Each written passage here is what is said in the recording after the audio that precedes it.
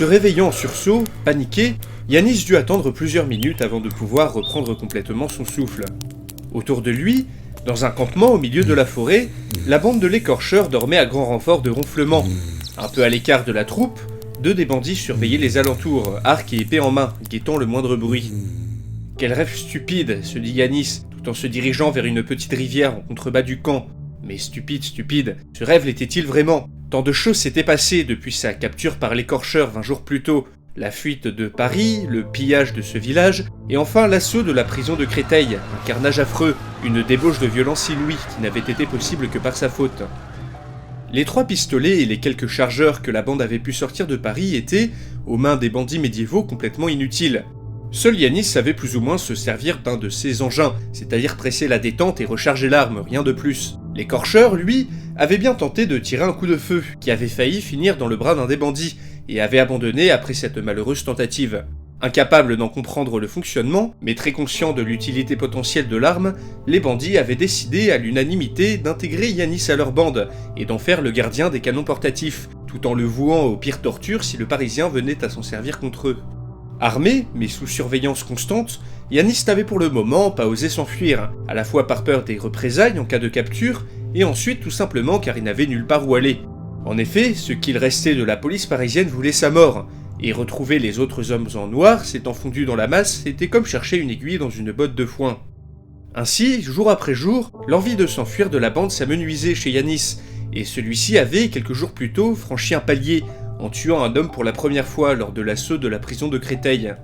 Après s'être introduit dans l'enceinte, déguisé en paysan, l'écorcheur et sa bande avaient pu tuer les gardes à la faveur de l'obscurité et libérer les bandits présents dans les geôles du village. Seulement, en sortant de la prison, la troupe s'était retrouvée encerclée par la garnison, commandée par le seigneur de Créteil en personne, qui chassait l'écorcheur depuis des mois. Yanis aurait à ce moment très bien pu en rester là, ne rien faire, se laisser capturer et prier pour une mort rapide. Mais c'est à ce moment que son instinct de survie se réveilla. Mu par une volonté soudaine, qui surprit même l'écorcheur et les autres bandits, Yanis avait sorti son pistolet de sa ceinture et entrepris d'ouvrir le feu sur la troupe qui les encerclait. La première victime fut le seigneur de Créteil en personne, qui reçut un tir entre les 2 yeux.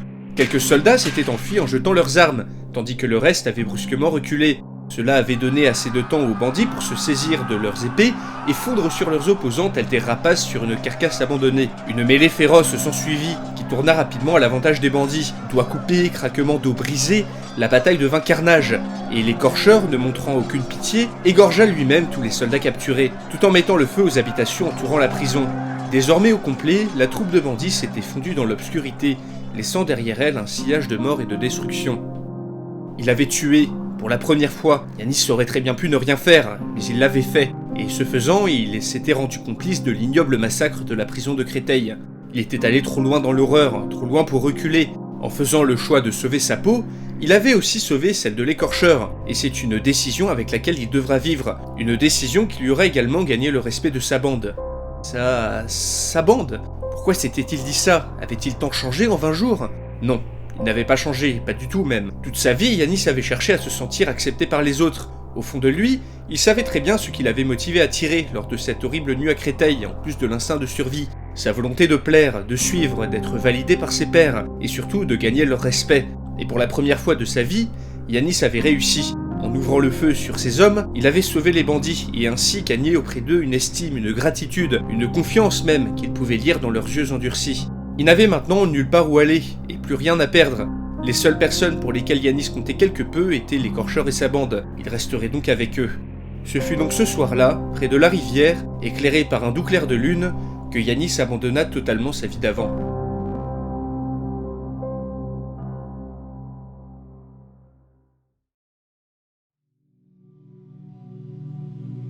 Les muscles douloureux, le dos brisé, les mains calleuses, Kévan Rossignol, l'ex-community manager de la mairie, découvrait jour après jour les joies de l'agriculture manuelle. Que restait-il de sa vie d'avant, de son groupe d'amis, de ses sorties en boîte du vendredi soir? Lui qui était auparavant au sommet de la hiérarchie sociale parisienne, avec une moyenne de 2000 likes sur ses posts Instagram, se retrouvait maintenant à bêcher le jardin des plantes comme un vulgaire provincial. Quelle déchéance! 20 jours plus tôt, cet agriculteur, Antoine Pichard, lui avait demandé de trouver des volontaires pour transformer les espaces verts de Paris en un immense potager, afin de nourrir les survivants de la catastrophe. Et des volontaires, il en avait trouvé. Des jeunes, des vieux, des hommes, des femmes, de tout âge et de toutes origines qui maintenant se relayaient pour retourner de fond en comble le jardin des plantes et les parcs parisiens, afin d'y planter les nombreuses graines récupérées sur les marchés et dans les magasins. Mais Kevan, lui, n'avait jamais été volontaire. On était juste venu le voir au hasard, il n'avait pas eu le choix. Voilà que maintenant, sans eau courante, il devait faire ses besoins dans un trou, boire et se laver dans l'eau du fleuve. Voilà qu'il devait manger, chaque jour, une infâme bouillie d'avoine, fournie aux Parisiens suite au traité de paix entre le roi et le président, et ce tout en retournant de la terre et en abattant des arbres toute la sainte journée. Et puis ne parlons pas de ces médiévaux, qui s'aventuraient de plus en plus en direction du centre de Paris, pour embarquer meubles et objets sur leur sorte de carriole. Kevan était bien entendu tolérant envers les autres cultures, mais tout de même, le pillage de son appartement du 18e arrondissement avait été la goutte de trop.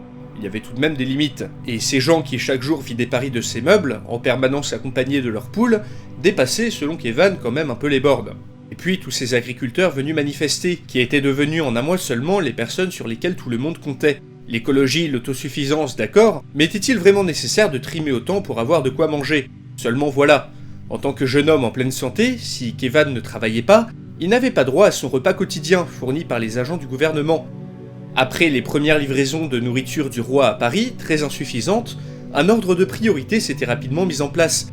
Le système était simple, toutes les personnes se rendant utiles avaient la garantie de manger au moins une fois par jour. Brûler des cadavres, fabriquer des torches pour s'éclairer la nuit, cultiver les parcs publics comme Kevan, ou bien tout simplement travailler pour le gouvernement, pompiers, police ou armée, était une condition obligatoire pour recevoir sa pitance.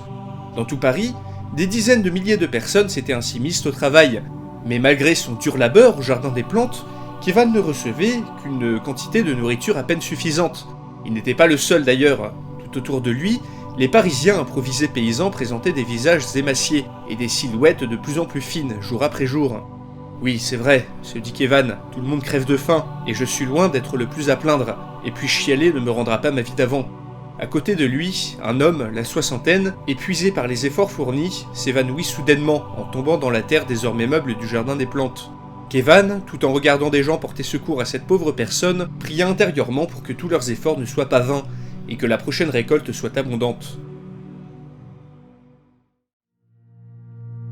Du haut d'un immeuble, à côté du jardin des Tuileries, Antoine Pichard, l'agriculteur du Maine-et-Loire, regarde plusieurs centaines de Parisiens s'activer sur le sol dur du célèbre parc, retournant la terre à l'aide d'outils divers et variés.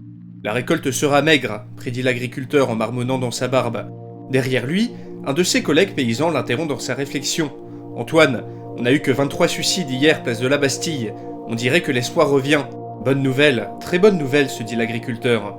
Après la vibration, le nombre de personnes sautant la vie avait été en constante augmentation. Chaque matin, des corps inanimés étaient retrouvés dans les immeubles, les rues ou les parcs. Une véritable épidémie. Comme si les Parisiens, ayant perdu tout espoir de retour à une vie normale, avaient décidé qu'il valait mieux en finir directement, avant de mourir de faim ou de maladie. Tous ces suicides avaient dû coûter la vie à plusieurs milliers de personnes dans tout Paris. Une véritable tragédie. Mais le projet des agriculteurs, de transformer les jardins publics en potagers, avait semblé endiguer quelque peu la dépression ambiante. Depuis, le nombre de morts avait diminué sensiblement, même si les conditions de vie, elles, s'étaient largement empirées. De l'espoir, des perspectives et du travail, c'était ça qu'il fallait donner aux gens, se disait Antoine, fier d'avoir été l'instigateur de l'initiative désormais nommée les potagers de l'espoir. Mais bon, même si le moral revenait petit à petit, il ne valait mieux pas trop se leurrer sur les résultats de ce petit projet. La terre des jardins parisiens, même bien cultivée, ne promettait pas de rendements exceptionnels. Elle n'était pas aérée, ne contenait que peu de nutriments, ni de vers de terre, et était souillée par des années et des années de pollution. Et non, se dit Antoine, la situation ne va pas s'améliorer, loin de là. En plus du manque constant de nourriture, les Parisiens étaient nombreux à tomber malades en buvant l'eau de la Seine. Le fleuve était toujours pollué par les rejets des égouts, et une pollution qui semblait venir d'en amont, sûrement des ateliers médiévaux de la région.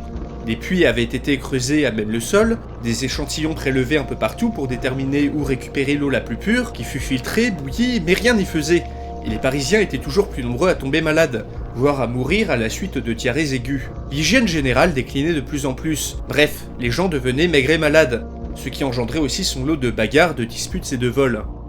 En descendant les escaliers de l'immeuble, Antoine sortit par la porte automatique défoncée, puis passa devant un petit élevage de poules, gardé par 2 touristes chinois armés de bâtons. Bon, soyons positifs, au moins l'élevage du jardin des plantes était un petit succès, Les quelques dizaines de poules achetées aux médiévaux pondaient des œufs et se reproduisaient vaillamment, grattant les pelouses autrefois impeccables et y trouvant la plus grande partie de leur nourriture. Mais cet élevage avait également eu des conséquences inattendues. Le grand retour des voleurs de poules dans Paris, ce qui avait poussé les agriculteurs à former une milice, une petite troupe d'environ 400 personnes se relayant pour garder les champs et faire des patrouilles dans certains quartiers. Munis d'armes à feu rudimentaires, de harpons, de fourches ou de bâtons, cette milice d'agriculteurs avait aidé à maintenir le calme à Paris, malgré le manque de nourriture. La famine menaçant, Antoine et ses hommes réfléchissaient à utiliser le vaste potentiel du réseau souterrain de Paris. Catacombes, métros, tunnels, des centaines de kilomètres étaient disponibles et n'allaient pas tarder à être utilisés. Un bémol cependant, de nombreuses personnes étant descendues dans les couloirs du métro n'en étaient pas revenues, et des rumeurs tenaces évoquaient la présence de bandits ou de criminels souterrains. Autre conséquence prévisible, en seulement un mois, un marché noir s'était largement développé. Produits d'hygiène, cigarettes, nourriture, prostitution, drogue ou médicaments, des groupes de trafiquants, des Français, des touristes et quelques médiévaux aux abords de Paris semblaient bien profiter de la situation. Les médiévaux d'ailleurs étaient de plus en plus nombreux et posaient déjà des problèmes de cohabitation. Un phénomène inquiétant était l'apparition, la nuit, de petites bandes de Parisiens errant dans les rues et tabassant les médiévaux qu'ils pouvaient trouver, ce faisant rendant plus difficiles des interactions déjà laborieuses entre les deux mondes. De leur côté, les agriculteurs n'étaient pas en reste.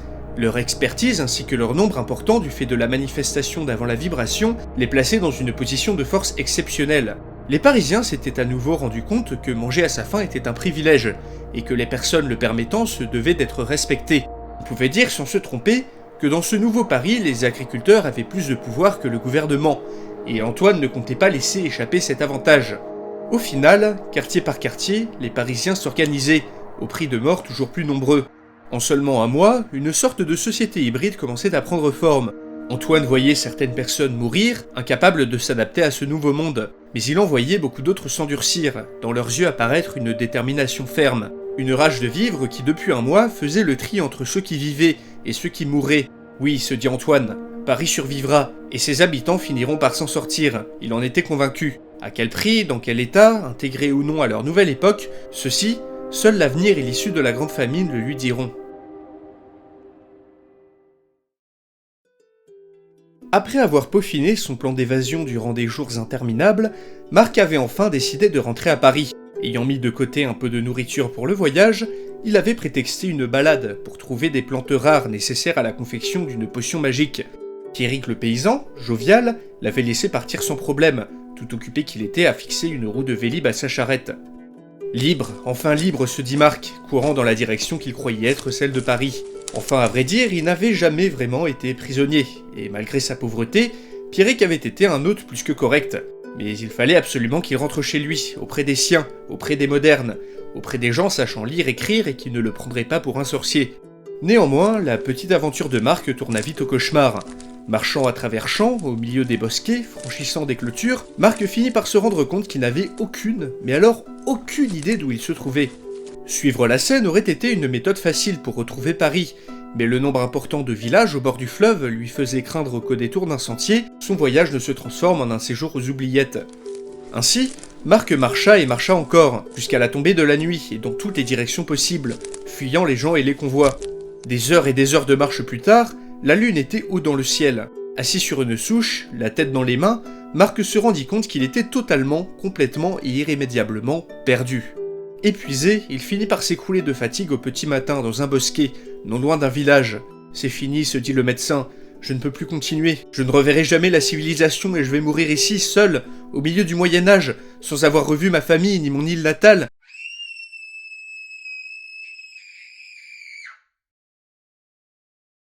Ses lamentations furent interrompues par le cri perçant d'un enfant.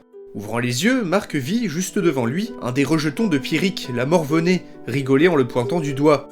Il lui semblait pourtant avoir parcouru des dizaines de kilomètres pendant la nuit, mais ironiquement, il avait seulement réussi l'exploit de magistralement tourner en rond. Un grand tour, c'était tout ce qu'il avait fait. Avant de s'évanouir à nouveau, Marc se dit qu'à ce stade, Dieu avait tout simplement décidé d'en faire son souffre-douleur.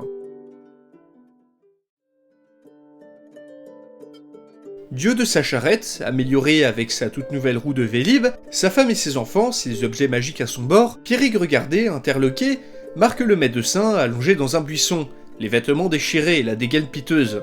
Eh bien, quand Marc allait cueillir des plantes, il ne le faisait pas qu'à moitié, se dit le paysan. C'était vraiment un médecin dévoué et travailleur. Lui qui pensait que Marc voulait rentrer dans sa ville sans le prévenir, le voilà bien bête. Cela prendra à Pierrick à médire sur son prochain. C'était une bonne leçon à mettre sur le compte de cet homme admirable qui lui avait tant apporté. Eh bien, s'il était resté dans les environs, c'était sûrement qu'il voulait bien l'accompagner, lui et sa famille, à Orléans, pour aller voir son cousin Jeannot. Peut-être qu'il n'avait plus personne vers qui rentrer, nulle part où aller. Dans tous les cas, malgré les difficultés de communication entre les deux hommes, Pierrick considérait maintenant Marc comme son ami. Et un ami, ça ne se laisse point sur le bas-côté. Tout en chargeant le médecin épuisé dans sa charrette, Pierrick frissonna à l'anticipation de l'aventure qui les attendait. Il en était sûr, il courait vers la fortune, et il était prêt à tout pour l'atteindre, même si cela signifiait voyager à Orléans, c'est-à-dire à l'autre bout du monde. Sortant sa bouteille en plastique remplie de piquettes, Pierrick se mit à rêver de la vie de seigneur que Marc et lui pourraient bientôt s'offrir, enfin débarrassé de sa femme et de sa marmaille insupportable. Quelques kilomètres plus loin, dans le village de Leménil-le-Roi, le tocsin sonne à nouveau, pour la première fois depuis des jours. Dans une dernière et affreuse quinte de toux, le prêtre du village vient de mourir, victime d'une vilaine maladie d'origine inconnue. Bien que Philippe VI n'ait pas l'habitude de s'apitoyer sur son sort, il ne pouvait pas s'empêcher de se dire, devant l'amoncellement de ces nouvelles désastreuses, que son règne était placé sous le coup de la mauvaise fortune. Une nouvelle pestilence, un mal étrange, aurait commencé à se répandre autour de Paris, faisant tousser les plus jeunes et mourir les plus vieux. Interrogé sur ce sujet, le dignitaire parisien présent à la cour n'avait fourni aucune réponse satisfaisante, et seulement promis de leur envoyer une délégation médicale dès que possible afin d'étudier la question. Devait-il leur faire confiance ? Le roi était toujours très méfiant, et a raison. Si ces Parisiens connaissaient leur avenir, ils utiliseraient forcément les événements à venir à leur avantage. Incapable de revenir à Paris, la cour, ou du moins ce qu'il en restait, avait été déplacée à Reims, où était toujours réunie une grande partie des grands du royaume. La paix avec les Parisiens avait été bien accueillie par une partie d'entre eux, notamment par les nobles capturés lors de la bataille, qui avaient vu de leurs yeux la puissance de leurs opposants. Mais une autre partie des grands du royaume, eux, y avaient vu un signe que le roi n'était plus apte à régner. Les livraisons de nourriture massive demandées par Paris faisaient scandale, et certains comtes avaient tout simplement décidé d'interdire à leurs vassaux de produire les quantités demandées par le roi. Après les défaites, viennent les rébellions. Nombre de barons ne faisaient tout simplement plus confiance à Philippe pour protéger leurs intérêts, et préféraient prendre eux-mêmes les choses en main, tout en discutant sous cape des potentiels successeurs à la couronne. En privé, Philippe avait appris que certains de ses détracteurs l'accusaient de la défaite, et ne croyaient pas un mot de cette prétendue supériorité technologique. Pour eux, le roi était entièrement coupable du désastre. Heureusement pour lui, sa femme, Jeanne, bénie soit-elle, lui rapportait fidèlement ce que son réseau de servantes, de valets et de petites gens pouvait entendre des conversations aristocratiques. De plus, elle lui avait aussi distillé de précieux conseils, qui lui avaient permis de trouver la clé à sa situation inextricable. Au nord, la Flandre, en pleine rébellion, sombrait toujours plus dans le chaos, sous les yeux impuissants de la couronne, qui ne disposait pour ainsi dire que des vestiges de son armée. Cette révolte, qui durait depuis des années, aurait pu être l'occasion pour Philippe de légitimer son autorité après son sacre, si seulement la ville n'était pas apparue pile à ce moment. Si le roi voulait restaurer son autorité et éviter le délitement du royaume, il devait mater ses insurgés au plus vite. Les Parisiens voulaient de la nourriture, mais pour ça, il fallait qu'il garde la couronne, car son potentiel successeur pourrait très bien revenir sur cet accord. Or, pour pouvoir garder la couronne, il lui fallait restaurer son autorité, et pour restaurer son autorité, il fallait mater cette révolte. Faire appel aux troupes parisiennes pour mater la rébellion flamande, avec leurs canons à feu et leurs armes infernales, serait l'opportunité pour Philippe de s'assurer des intentions du président, et de regagner le respect des grands du royaume, ainsi que de ses ennemis, en leur démontrant la toute-puissance de ses nouveaux alliés. Mais avant d'envoyer un messager au président, il se devait de mettre sa famille, et surtout son héritier Jean en sûreté, au cas où un complot visant à le détrôner prenait place. Il savait pour cela à qui faire appel. Robert d'Artois, son beau-frère, avait peut-être beaucoup de prétentions, mais comptait parmi ses fidèles, Philippe en était convaincu. Assis sur une chaise dans son bureau de l'Élysée, le président Jean-Marc Lemayeux faisait face au bailli royal, Renaud Desmazis, semblant l'analyser sous toutes les coutures. Après un long séjour à Paris, il était temps pour le bailli de repartir auprès de son roi. Celui-ci avait pu, en un temps surprenamment court, apprendre et surtout comprendre quelque peu le français moderne. Cette volonté contrastait avec son attitude, car il semblait vouloir rester le plus possible éloigné du mode de vie moderne, refusant les vêtements qu'on lui proposait et n'ayant pas adressé une seule fois la parole à une femme lors de son séjour. Qu'il s'en aille faire son rapport, se disait le président. J'ai moi aussi de nombreux problèmes à gérer. La famine surtout, mais dans une moindre mesure tout un tas de petites choses. Le grand retour des royalistes par exemple, qui chaque jour dans les rues de Paris militaient pour que la ville prête allégeance à Philippe VI et fasse partie intégrante du royaume de France. Ah, et puis que dire de ce meurtre affreux, du corps étranglé de cet historien de l'équipe présidentielle, ce Mathieu Rouzet retrouvé dans une poubelle, un homme pourtant si sympathique. Était-ce un simple crime crapuleux ou un assassinat prémédité? Qui aurait bien pu lui en vouloir à ce point? Tous les autres médiévistes avaient pointé du doigt ce Auguste Thibaudeau, qui depuis quelques jours s'était cloîtré à la Bibliothèque nationale de France. Mais sans preuves aucune, ces accusations ne valaient rien, et la police était déjà trop débordée pour s'occuper de cette affaire. Le procès de la maire de Paris, Danielle Cousteau, était aussi dans ses pensées. Celui-ci s'annonçait houleux, et le président comptait bien faire pression pour que la sanction infligée soit exemplaire. Politiquement, ses soucis étaient encore plus nombreux. À l'Assemblée nationale, les députés commençaient à se diviser entre pro- et anti-interventionnistes. Certains souhaitant interférer dans la société médiévale à tous les niveaux afin de l'améliorer, d'autres prônant le repli sur soi. Qui des deux avait raison, Jean-Marc ne le savait pas, mais il était déjà établi que l'histoire avait grandement été modifiée par l'arrivée de Paris en l'an de grâce 1328. Il avait l'air soucieux, ce président, se disait en son fort intérieur le bailli Renaud Desmazis. Son séjour à Paris touchait à sa fin. Il n'était pas fâché de partir, même si ces derniers jours furent fort instructifs. Il avait peu retenu de choses sur la fonction et l'utilité de la débauche d'objets modernes qu'on lui avait présentée, mais l'officier royal ne rentrera pas bredouille. Tout d'abord, il avait découvert que les canons portatifs, la cause du massacre des chevaliers porte de Clignancourt, étaient des objets de métal complexes, composés de multiples pièces très finement forgées, nécessitant d'autant plus des projectiles de métal en quantité. Or, une arme pareille, se disait le bailli, nécessitait sûrement un entretien long et minutieux, et des pièces de rechange à foison, ce dont les Parisiens semblaient manquer. Le bailli avait conclu que, pour désarmer Paris, il suffisait juste d'attendre que leurs armes se détériorent, ou que leurs projectiles ne s'épuisent. Deuxièmement, Renaud Desmazis avait été très surpris de voir l'importance que les Parisiens accordaient à la vie de leurs manants. Bien sûr, cette société possédait une hiérarchie sociale, moins visible mais pourtant bien présente. Mais les médecins d'ici, par exemple, semblaient soigner chaque personne sans tenir compte de son origine. La vie d'un homme semblait avoir beaucoup plus de valeur dans ce Paris moderne. Et même si cela n'était pas très honorable, utiliser les otages parisiens comme levier de négociation pouvait être une technique très utile pour obtenir des concessions. Considérant sa mission accomplie, Renaud Desmazis, en sortant de la pièce, reprit encore un de ces délicieux biscuits sucrés qu'on lui proposait, ce qui était sûrement la seule chose qui lui manquerait de retour chez lui.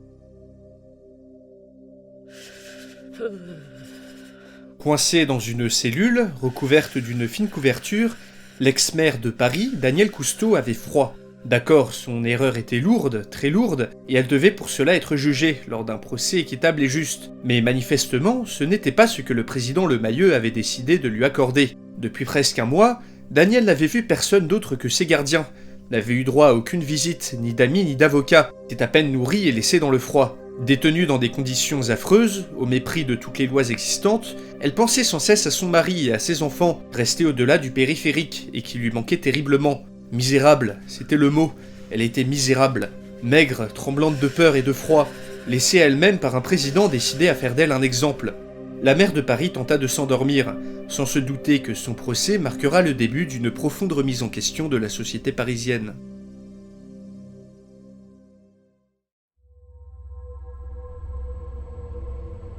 Livide, c'était l'état dans lequel Robert d'Artois était sorti de son entrevue avec le roi. Contre toutes ses attentes, celui-ci avait décidé de le charger d'une mission de la plus haute importance, mettre à l'abri le prince héritier Jean, accompagné de 1000 de Noailles, le conseiller royal. Le roi lui avait accordé la plus haute marque de sa confiance. Cela remettait-il en cause ce qu'il comptait faire ? Non, non, se persuadait-il. L'érudit Auguste Thibaudeau, avec qui il avait longuement conversé après son arrivée à l'abbaye de Compiègne, connaissait l'avenir, connaissait l'histoire, le connaissait lui. Le comté d'Artois, aux mains de la comtesse Mao, ne lui reviendrait jamais s'il restait au service d'un roi faible, vaincu et délégitimé. Le sieur Thibaudeau le lui avait démontré sans faille. Si Robert voulait un jour asseoir ses ambitions, il lui fallait suivre le plan du Parisien, même si cela signifiait trahir son roi. Plus que quelques mois à prétendre une loyauté absolue, ce ne sera pas long. Ce 1000 de Noailles qui devait accompagner le fils du roi devra être tenu à l'œil. En attendant, tout devait être prêt pour la première partie du plan, qui se déroulera ce soir. Alpaguant le sieur d'Aiglemont, son fidèle second, Robert d'Artois ordonna qu'on fasse préparer la charrette et son escorte, qui devaient se diriger vers l'est de Paris avant la tombée de la nuit. Plus véloces que le vent, plus vifs que l'éclair, les coursiers filaient délivrer leur message dans toute l'Europe. L'armée de la grande ville démoniaque, sortie de nulle part, avait décimé la fine fleur de la chevalerie française et menacé de plonger le royaume de France dans un noir et sombre chaos. Les jours passant, la nouvelle se répandit, frappant de stupeur toutes les cours du continent, du Saint-Empire au Saint-Siège, du royaume d'Angleterre au sultanat de Grenade. Les puissants rois, empereurs et sultans accueillirent l'événement de différentes manières, en paniquant, en compatissant, mais surtout en complotant. Chez certains, les épées s'affûtaient et les dents s'allongeaient. Pour d'autres, l'inquiétude était de rigueur, beaucoup craignant que cette catastrophe ne rallume les flammes de la guerre. Se propageant au grand galop, l'onde sismique que représentait l'arrivée de Paris en 1328 avait déjà, et continuerait longtemps, de changer l'histoire.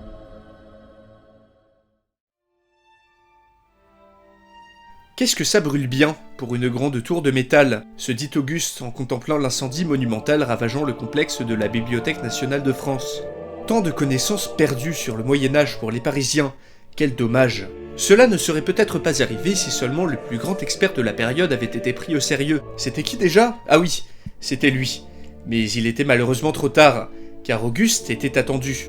Sa besace pleine de livres, récupérée avant ce malheureux et accidentel incendie, le médiéviste regardait, avec un grand sourire, le feu s'étendre, gagnant chaque minute plus de terrain. « Monseigneur, entendit-il, il nous faut partir séant. »« Monseigneur, quel doux son à ses oreilles !» En montant dans une charrette, déguisé en simple paysan afin de passer inaperçu, Auguste se demanda si, du haut de ses 15 ans, Édouard III d'Angleterre était vraiment si impulsif, comme les livres d'histoire le disaient. Il le saura bien assez tôt, se dit-il, alors que la charrette prit la route en direction du nord. Au loin, à Paris, la section 14e siècle de la Bibliothèque nationale de France finissait doucement de se consumer.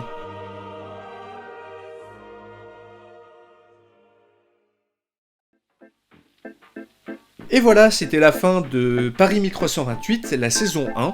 Merci beaucoup d'avoir suivi cette série, n'hésitez pas à vous abonner et à mettre un j'aime si vous voulez une saison 2. Et en attendant, on se dit à la prochaine pour une nouvelle vidéo.